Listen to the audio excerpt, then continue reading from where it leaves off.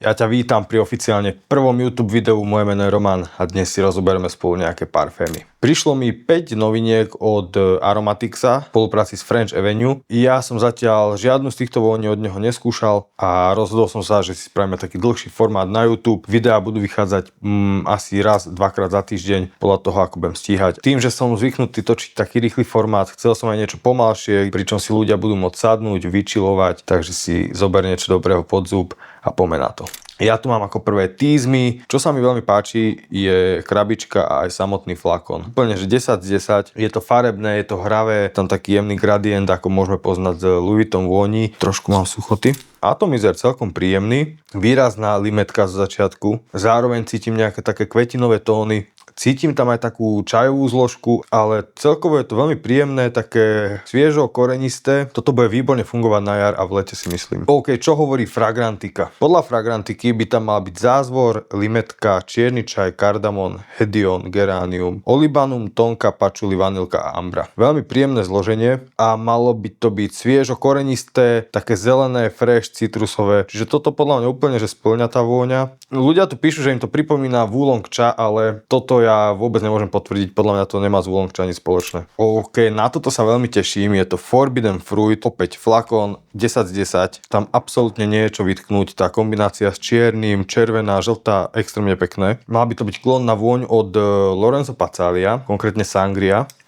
Toto je brutál. Nádherne ovocné, sladké, červený, krvavý pomaranč tam cítiť. Fakt veľmi príjemná vôňa. Je tam hneď od začiatku cítiť, že to je naozaj inšpirované tou sangriou, pretože presne tak to voní. Na leto veľmi nádherná záležitosť. Toto je úplne unisex a poďme si pozrieť, čo hovorí fragrantika. Takže podľa fragrantiky je to citrusová, ovocná, ambrová vôňa, čo úplne súhlasím. A hlavné zložky by mali byť krvavý pomaranč, bergamot, kardamon, červené jablko, broskyňa, margarita, rúža, vanilka, ambra, benzo, cedárové drevo, musk a santalové drevo. Nádherná záležitosť a toto ja osobne viem, že budem určite používať. Veľmi mám rád túto DNA. A ďalšia vec je Carnal Desire, neviem, jak to číta, proste Carnal Desire.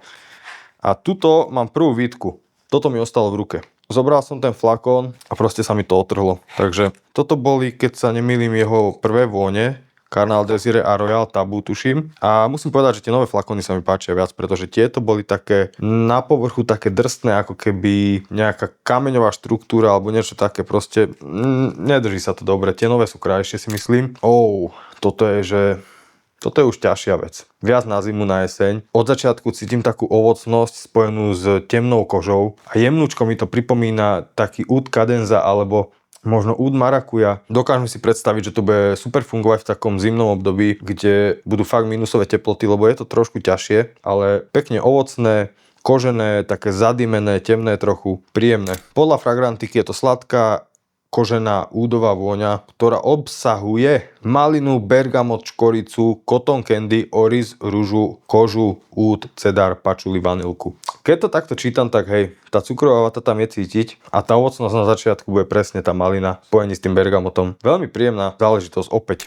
Ďalšie tu mám Sunkist a tento flakón sa mi páči zo všetkých najviac. Je to proste, z tohto hneď okamžite viem, že to je letná, svieža vôňa a nemusím to ani čúchať. Proste fresh, mydlová záležitosť, veľmi svieža, citrusová.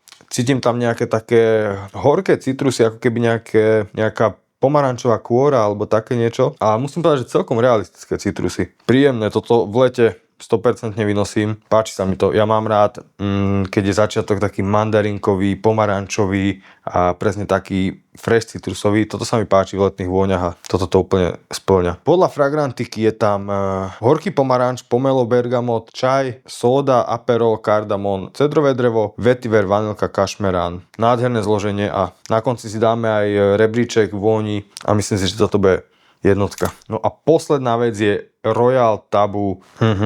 Toto je už také opäť viac zimné, jesenné. Príjemná sladká vanilka, tabak, škorica a je to veľmi pekne vybalansované, nič tam nepreráža. Celé to je pekne uhladené a ja musím povedať, že som z týchto Aromatics vôní extrémne, ale extrémne prekvapený a patrí mu určite palec hore, pretože toto sú výborné vône.